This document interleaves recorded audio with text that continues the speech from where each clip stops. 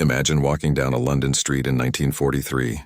Bombs fall nightly, rationing tightens daily, and on every corner, colorful posters shout messages of patriotism, sacrifice, and vigilance. Keep calm and carry on. Loose lips sink ships. Is your journey really necessary? You've seen these posters 1,000 times. They blend into the background of war-torn Britain, just another part of the scenery. But what if I told you that one of these posters, hung in plain sight on pub walls, factory notice boards, and train station platforms, wasn't just propaganda? What if it was a spy's lifeline? Hidden within the bold letters, the patriotic imagery, and the urgent slogans was a code, a secret message that could only be read by those who knew where to look. Intelligence that would save lives, redirect operations, and change the course of battles, all communicated through a poster that millions of ordinary citizens walked past every single day without a second glance. This isn't fiction. This is the extraordinary true story of how Allied intelligence services transformed propaganda into espionage tools, embedding secret codes in public materials that operated right under the Nazis' noses. It's the story of brilliant cryptographers, daring spies, and the audacious realization that the best place to hide a secret message is where everyone can see it. Welcome to Cipher Tales, where we decode the hidden intersections of World War II propaganda and espionage. Today we're revealing one of the war's most ingenious deceptions, the World War II poster that carried a secret spy code. How did intelligence officers embed codes in mass-produced propaganda? Who created these hidden messages? How were they read? What information did they carry? And why did this method prove so successful that it was used throughout the war across multiple Allied nations? The answers will surprise you. Let's decode the secret. Act 1. The problem. How to communicate with spies, the dilemma of wartime communication. To understand why intelligence services turned to propaganda posters as communication tools, we must first grasp the desperate challenges of wartime espionage communications. By 1940, Nazi Germany controlled most of Western Europe. France had fallen. The Low Countries were occupied. Scandinavia was either invaded or intimidated into neutrality. Britain stood alone, separated from the continent by the English Channel but deeply invested in networks of spies, resistance fighters, and intelligence assets operating behind enemy lines. These agents needed instructions. They needed to know where to strike, when to sabotage, what intelligence to gather. But communicating with them was extraordinarily dangerous. Radio transmissions could be detected. The Nazis had sophisticated direction-finding equipment that could triangulate unauthorized broadcasts within minutes. Agents caught with radio equipment faced immediate execution. Even encrypted radio messages left traces, transmission times, frequencies, signal strengths that counterintelligence could analyze to identify patterns and locations. Couriers were vulnerable too. Human messengers crossing borders risked capture at checkpoints. If caught with coded documents, they faced torture and execution, potentially compromising entire networks. The Gestapo and Abwehr, German military intelligence, were ruthlessly efficient at breaking courier chains, dead, drops, hidden locations where messages could be left and retrieved. Worked for local communications, but couldn't bridge the English Channel or reach agents deep in occupied territory. Coded.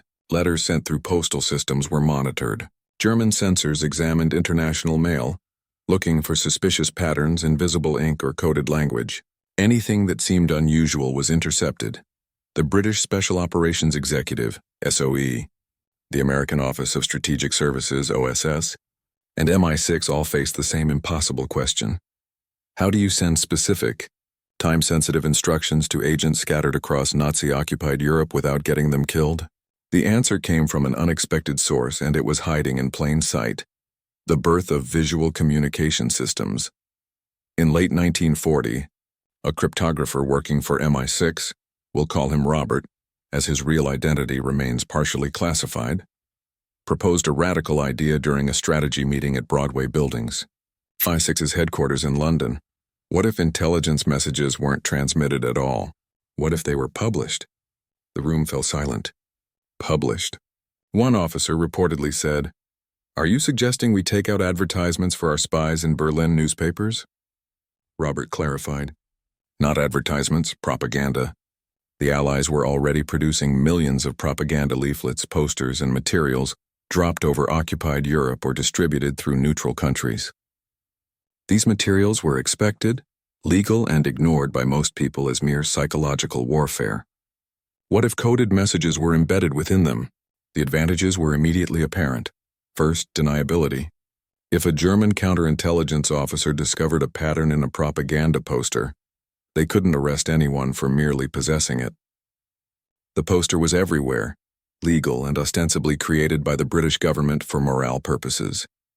There was no smoking gun of espionage. Second, reach.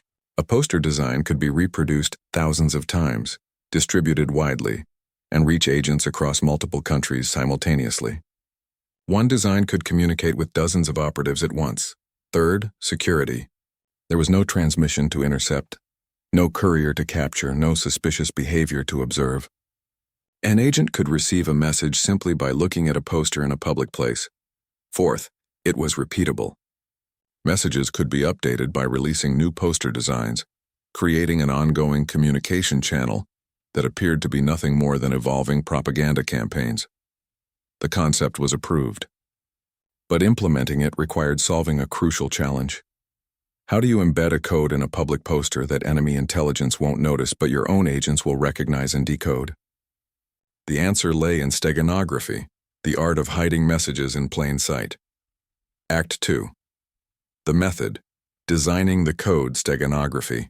101. The science of hidden messages. Steganography is ancient. The Greeks hid messages tattooed on shaved heads, then let hair grow back before sending the messenger. Renaissance spies used invisible inks made from lemon juice or urine. During the American Civil War, women smuggled messages in their elaborate hairstyles. But WW2 required something more sophisticated, more scalable, and more difficult to detect. British cryptographers developed several techniques for embedding codes in visual propaganda, each with different strengths and use cases. Technique 1. Typographical variations. The simplest method involved subtle variations in typography, the size, spacing, or style of letters within the poster's text. A poster might read, "Keep calm and carry on" in large block letters. To the casual observer, it appeared uniform, but trained agents knew to look for slight differences.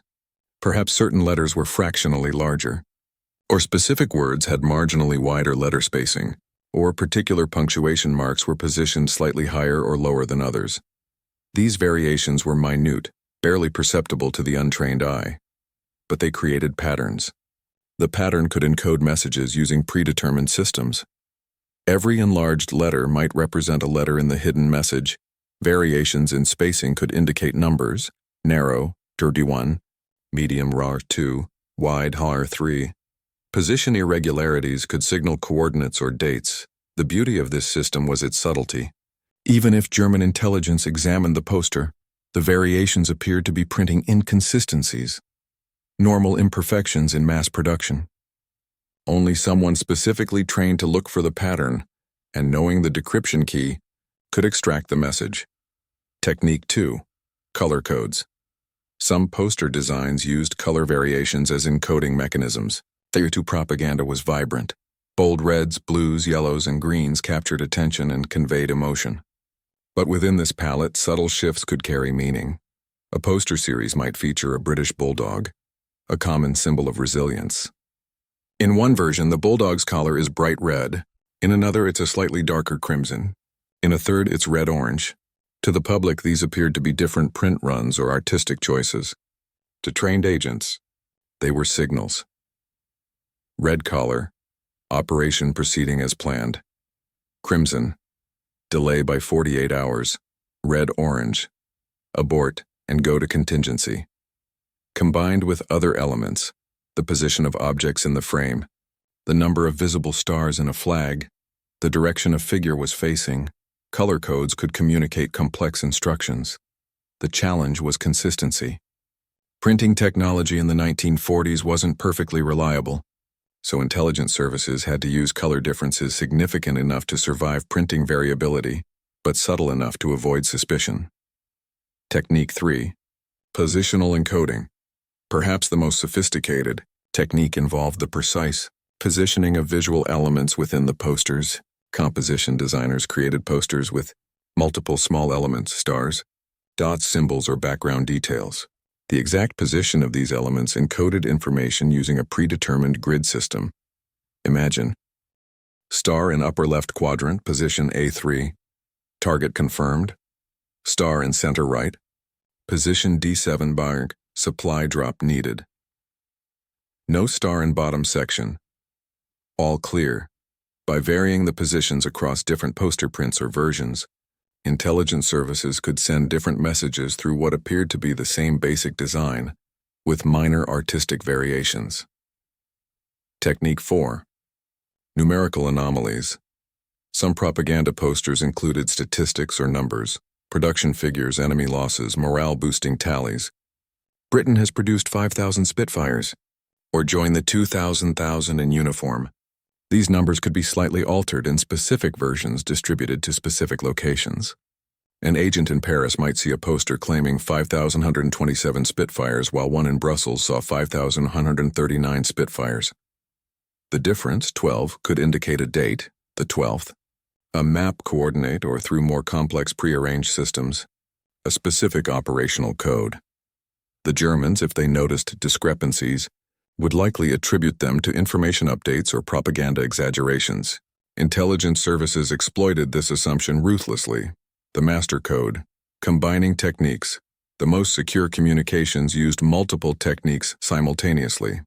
A single poster might employ typography variations for one part of the message, color codes for another, and positional encoding for a third. This layering made detection nearly impossible, because even if German intelligence noticed one anomaly, they'd dismiss it as coincidence without recognizing the broader pattern. One historical example, though, details remain partially classified, involved a poster series distributed in France in 1943. The posters encouraged French civilians to report suspicious activity, showing a telephone and the slogan, "Vigilance assure victory," in both English and French.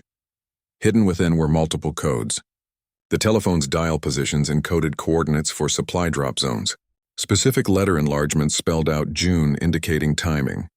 The poster's serial number, appearing to be a printer's mark, contained digits that, when cross-referenced with a one-time pad agents carried disguised as ration cards, revealed specific operational instructions to a German soldier or Gestapo agent. It was just another Allied propaganda poster. To trained French resistance members working with British SOE, it was a detailed operational directive. Act 3, the creation, how posters were made, the artist behind the espionage creating. These coded propaganda posters required unique collaboration between two groups who rarely worked together, artists and spies. The artists were Britain's best graphic designers, illustrators, and commercial artists recruited by the Ministry of Information, Britain's propaganda agency, to create compelling visual campaigns. Names like Abram Games, Tom Eckersley, and Fougas, Kenneth Bird, produced iconic WW2 posters that remain celebrated today. But alongside these public campaigns, a smaller, secretive unit operated. This unit, officially designated the Visual Communications Section within MI6's Communications Department, consisted of perhaps a dozen people. 3 or 4 graphic artists cleared for top-secret work, several cryptographers who designed the encoding systems, intelligence officers who determined what messages needed sending, and production coordinators who managed printing and distribution. They worked in a nondescript building in London, away from MI6's main headquarters to maintain operational security. Even most MI6 officers didn't know this unit existed. The process, from intelligence need to printed poster. Let's walk through how a coded poster was created, from concept to distribution. Step 1. Intelligence requirement. An intelligence officer, perhaps from SOE, coordinating French resistance operations, would identify a need to communicate with agents. For example, we need to tell our networks in northern France that the supply drop scheduled for March 15th is delayed to March 22nd, and the location has changed to coordinates 49.5 degree N, 2.11 degree E. This requirement was passed to the Visual Communications Section with a priority classification. Step 2. Message. Encoding. Cryptographers translated the intelligence into code using the predetermined systems. They'd decide which techniques to employ based on message complexity, urgency, and security considerations. For this example, date change, March 22nd, encoded in typography variations spelling 22, location coordinates are encoded in positional elements, stars or symbols positioned to indicate latitude, longitude, confirmation signal, star color variation, specific shade indicates message is authentic. Step 3. Poster design. The artist received a design brief that appeared normal. Create a poster encouraging French civilians to remain vigilant against enemy agents. Use patriotic imagery. Include both English and French text. But embedded in the brief were specific instructions from cryptographers. Include exactly 7 stars in the background. Position the 3rd star precisely here. Use this specific shade of blue for the border. Enlarge these 2 letters by 0.3 mm. The artist designed the poster to be visually compelling while incorporating these requirements. The challenge was making the coded elements appear natural, artistic choices rather than deliberate patterns. A skilled artist could embed codes while creating propaganda that genuinely worked as propaganda, serving both purposes seamlessly. Step 4. Review and approval. The completed design underwent multiple reviews. Intelligence officers verified the message encoded. Correctly, cryptographers double-checked that decoding would work as intended. Artists ensured the poster remained aesthetically effective, security reviewed that the code wasn't too obvious if approved. The design moved to production. If not, revisions were made until it satisfied all requirements. Step 5. Controlled printing. This was critical. The posters had to be printed in specific quantities, with specific variations, and distributed to specific locations. Standard propaganda posters were mass-produced by government printers who knew nothing about hidden codes. But coded posters required more controlled production. The visual communications section used trusted printing facilities where security-cleared personnel oversaw production. Sometimes, multiple versions of the same design were printed with subtle differences, each version containing different messages. These versions were carefully tracked. Version A went to northern France, Version B to Belgium, Version C to the Netherlands, each tailored to the intelligence needs of agents in those regions. Step 6. Distribution networks. Getting the posters to occupied Europe required creativity and risk. Some were dropped along with supply packages during RAF nighttime operations.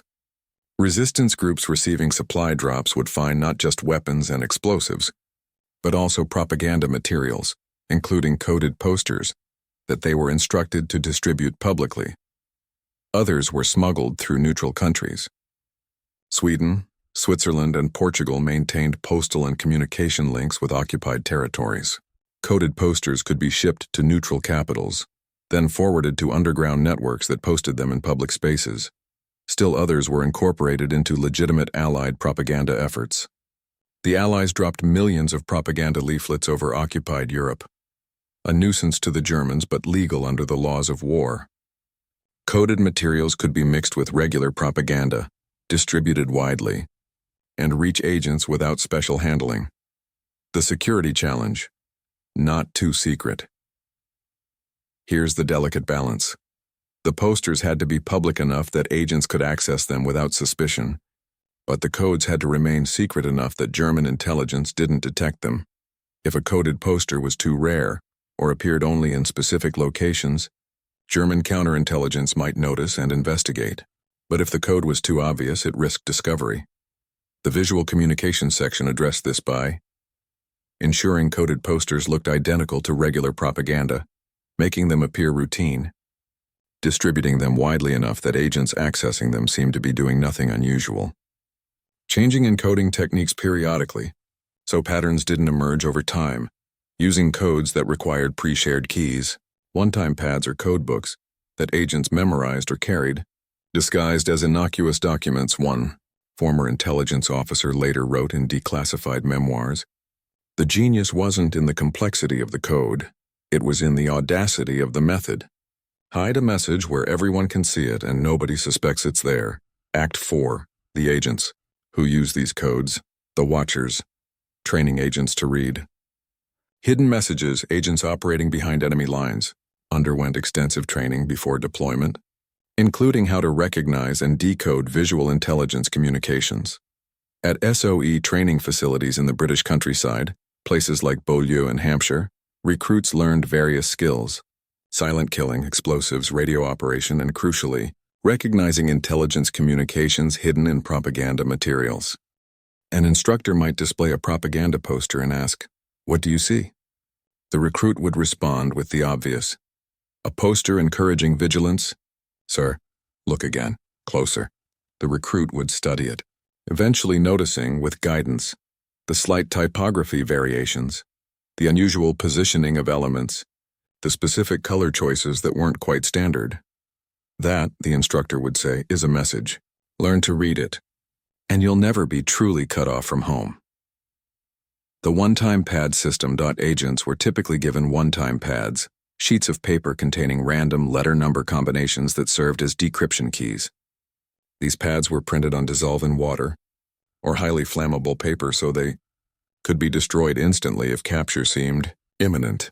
An agent looking at a coded poster would identify the encoded elements, perhaps noting that certain letters were enlarged. Using their one-time pad, they'd translate those letters into the actual message. The pad ensured that even if the Germans captured a poster and noticed the pattern, they couldn't decode it without the key. Some agents memorized their keys entirely, carrying nothing physical that could incriminate them. They'd be given mnemonics or poems that encoded the decryption system, innocent-seeming verses that actually contained the cipher they needed. Case study. Marie in occupied Paris. Let's examine one specific agent, we'll call her Marie, though that wasn't her real name, whose story illustrates how these systems worked in practice. Marie was a French woman recruited by SOE in early 1943. She'd escaped France after the occupation, made her way to Britain, and volunteered for intelligence work. After training, she was parachuted back into France with a mission: coordinate resistance activities in northern Paris suburbs, gather intelligence on German troop movements, and prepare sabotage operations for the eventual Allied invasion. Marie operated undercover as a seamstress, a role that allowed her to move around Paris and meet contacts without suspicion. But her biggest challenge was receiving instructions from London. She had a radio, but using it was extremely dangerous. German direction-finding vans prowled Paris constantly. Several agents she knew had been caught within minutes of transmitting. So Marie relied primarily on visual communications, coded messages hidden in propaganda materials. Day in Marie's war. It's April 1943. Marie wakes in her small apartment on Rue de Belleville. She dresses carefully, appearing to be just another Parisian woman heading to work. But she's actually preparing for an intelligence collection mission. She walks to the metro, noting German patrols, their numbers, equipment, and behavior. At the Gare du Nord train station, she stops, as she does every Tuesday and Friday, to check the notice board near the ticket office. Among the notices, work schedules, rationing updates, German announcements, is a propaganda poster. It's new, replaced since her last visit. The poster shows a British and French flag side by side with text reading, "Together we shall overcome," in both languages. Marie studies it for just 15 seconds. Any longer would risk attention. She notes, the fourth letter E in the English text is slightly larger than the others. The French flag has 7 stars in its background. Unusual, flags don't typically have stars. The stars are positioned in a specific pattern. The poster's shade of blue is darker than standard. She walks away, these details committed to memory. Later, in the privacy of a safe house, she'll decode the message using her memorized key. The enlarged E indicates the message is priority. The 7 stars, positioned as they are, correlate to her grid system. They encode a date, May 12th. The darker blue is a confirmation signal. The message is authentic, not a German trap. Cross-referencing with her one-time pad and pre-arranged code phrases, Marie understands. A major supply drop is scheduled for May 12th at a location she already knows. She needs to prepare the reception committee. trusted resistance members who will secure the drop zone and distribute the supplies. Marie never touches the poster. She never takes notes. She simply sees, remembers, and acts. And because the poster is public propaganda, appearing in dozens of locations across Paris, her brief glance at it appears completely innocent. This system kept Marie and hundreds like her connected to London throughout the war, allowing them to coordinate operations while minimizing the risk of radio detection. The challenges and near misses. The system wasn't foolproof. Agents faced constant challenges. Challenge 1: missing updates. If an agent missed checking a location, they might miss time-sensitive messages. Marie's solution was to check multiple locations on a rotating schedule, but this increased her exposure time in public spaces where German security forces watched for suspicious behavior. Challenge 2: poster removal. Sometimes, German authorities or local officials would remove propaganda posters, either because they were propaganda or simply for aesthetic reasons. If a crucial message was posted in a location an agent specifically monitored, and it was removed before they checked, the communication failed. SOE addressed this by distributing the same coded message across multiple posters in multiple locations, ensuring redundancy. Challenge 3: German suspicion. There were close calls. In one incident, details remained partially classified. A Gestapo officer in Lyon noticed that Allied propaganda posters seemed to appear and disappear in patterns. He suspected they might contain hidden messages and ordered several posters sent to Berlin for analysis. German cryptographers examined the posters but found nothing. The codes were too subtle, and without knowing what to look for or having the decryption keys, the analysts concluded the patterns were coincidental printing variations. The Gestapo officer's suspicions were dismissed and the system continued, but it was a reminder of the risks. If German intelligence had discovered the method, hundreds of agents could have been compromised simultaneously. Act 5: The Impact. How coded posters changed Operations D-Day. Preparations. The hidden coordination. The coded poster system reached its peak importance in the months before, night to June 6, 1944, when the Allies invaded Normandy. Coordinating. The French resistance for D-Day required unprecedented communication. Thousands of resistance fighters across France needed instructions on when and where to strike. Sabotaging rail lines, cutting telephone wires, ambushing German reinforcements, and creating chaos behind enemy lines to support the invasion. But radio communications were too risky for such widespread coordination. The Germans were on high alert, expecting an invasion, and their counterintelligence efforts were intense, so Allied intelligence used coded posters, alongside other methods like BBC radio broadcasts, to communicate with resistance networks.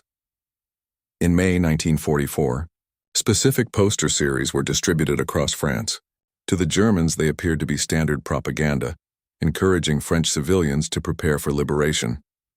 But embedded within them were operational codes, timing signals indicating D-Day was imminent, geographic codes identifying which regions should activate specific sabotage plans, authentication codes confirming the invasion was real, not a German deception.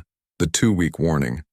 Poster. One particular poster, details of which were declassified in the 1970s, has become legendary among intelligence historians. The poster featured an image of dawn breaking over the English Channel, with text reading, "Liberty's light returns to Europe."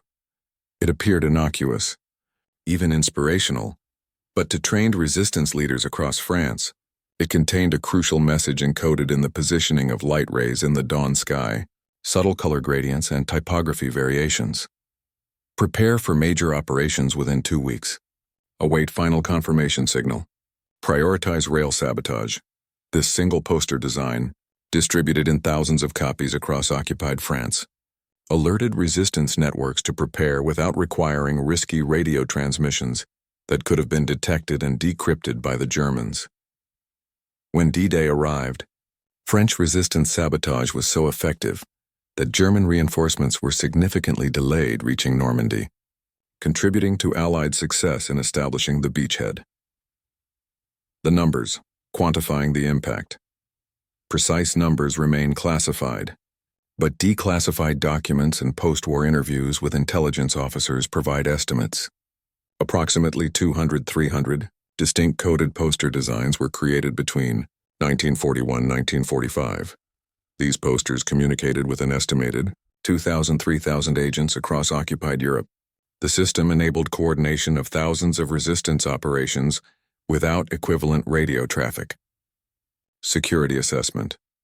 German intelligence never fully penetrated the system, though they suspected visual communications were occurring. One SOE assessment from 1945 concluded, visual intelligence communications, including coded propaganda materials, reduced radio transmission requirements by approximately 40%, significantly improving agent survival rates while maintaining operational effectiveness.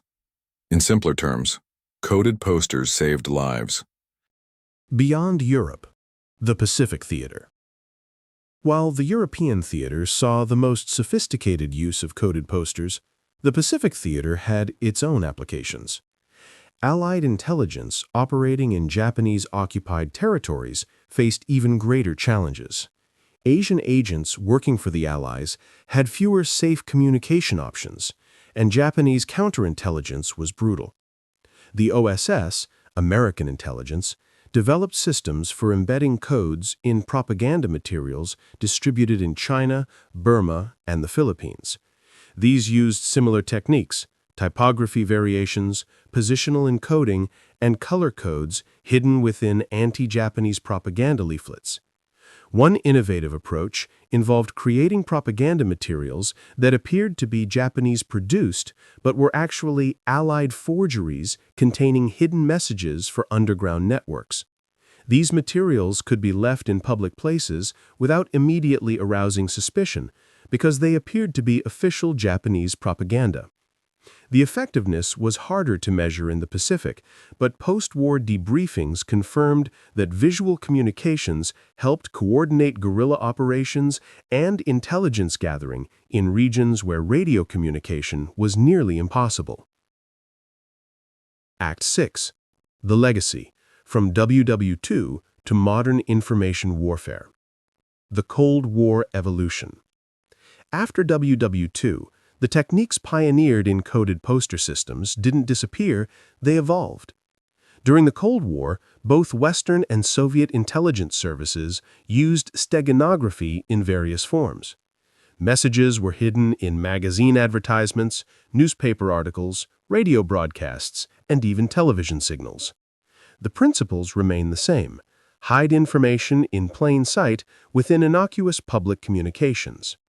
The CIA and the KGB both embedded codes in shortwave radio broadcasts, seemingly random number sequences that agents would decode using one-time pads. But they also continued using visual steganography in printed materials, though the specifics remain largely classified. Digital steganography, the modern descendant. Today, the descendants of WW2 coded posters exist in digital steganography, hiding information within digital images, videos, or audio files. Modern intelligence services and, unfortunately, criminal and terrorist networks use techniques where hidden messages are embedded in the least significant bits of image pixels, invisible to the human eye. Video files contain data streams that appear to be compression artifacts, but actually encode information. Audio files have imperceptible variations that carry encrypted data. The WW2 propaganda posters pioneered the concept. Digital technology simply provided new canvases for the same art. Lessons from modern information warfare. The coded poster system teaches us several timeless principles about intelligence and communication. First, obviousness is the best camouflage. The most secure place to hide a message isn't in the most secret location, it's in the most public one, where its presence is expected and unremarkable. Second, redundancy ensures reliability. By distributing the same message across multiple posters in multiple locations, intelligence services ensured that even if some copies were destroyed or missed, the message would get through. Third, security through obscurity only works with proper implementation. The codes worked not because they were impossible to find, but because no one knew to look for them, and even if they were discovered, they couldn't be decoded without the key. Fourth, human psychology matters. The system exploited the human tendency to ignore familiar things. People walked past these posters daily, and familiarity bred invisibility. The posters became background noise, which made them perfect for secret communications. These principles remain relevant in modern cybersecurity, communication security, and information warfare. Conclusion. The secret decoded. The full picture. So let's return to our opening question. How did a WW2 propaganda poster carry a secret spy code? The answer, as we've decoded, is through brilliant simplicity. By embedding subtle variations in typography, color, positioning, and imagery within mass-produced propaganda materials, Allied intelligence services created an undetectable communication channel that operated in plain sight throughout occupied Europe. These posters served dual purposes perfectly. As propaganda, they boosted morale, spread messages, and supported psychological warfare efforts. And as espionage tools, they communicated operational instructions to agents who would have been endangered by radio transmissions.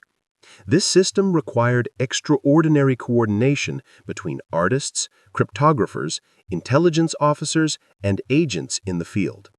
It demanded agents who could memorize complex decryption keys and spot minute visual variations while appearing to be ordinary civilians. And it relied on the audacious assumption that the best hiding place for a secret is where everyone can see it. The coded posters of WW2 represent a perfect intersection of propaganda and espionage, the core of what we decode here at Cipher Tales. They remind us that in warfare, information is as powerful as ammunition, and the cleverest weapons are often invisible. These posters hung in train stations, factories, and cafes. Millions of people saw them, but only a select few could read the secrets they contained. Those secrets coordinated operations, saved lives, and contributed to Allied victory. The Cipher Tales perspective. At Cipher Tales, we decode these forgotten intersections where public messaging masked secret operations, where art served intelligence, and where ordinary objects became extraordinary tools of war. The story of WW2's coded posters is a reminder that history's most important moments often occur in the margins, in the subtle details that most people never notice. The enlarged letter, the repositioned star, the slightly darker shade of blue. These tiny variations carried messages that changed the world. And this is just one technique among many. The WW2 propaganda espionage intersection contains countless more stories. Coded radio broadcasts, secret messages in newspaper advertisements, hidden intelligence in seemingly innocuous photographs, double agents spreading disinformation through fake propaganda, artists whose paintings contained operational signals. Every week, we decode another forgotten chapter from this hidden war. If this deep dive into WW2's secret poster codes fascinated you, subscribe to Cipher Tales for more decoded mysteries from the intersection of propaganda and espionage. Hit the notification bell so you never miss our weekly revelations.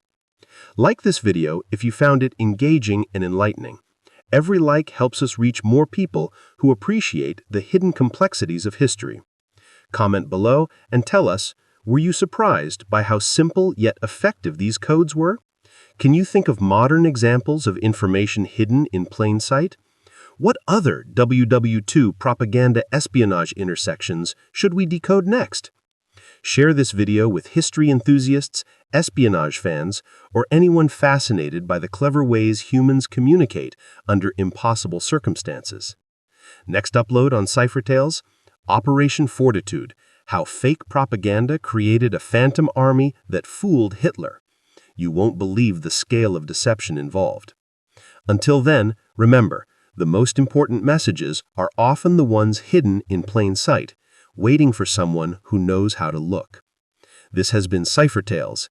Keep questioning, keep decoding, keep discovering the secrets that changed history.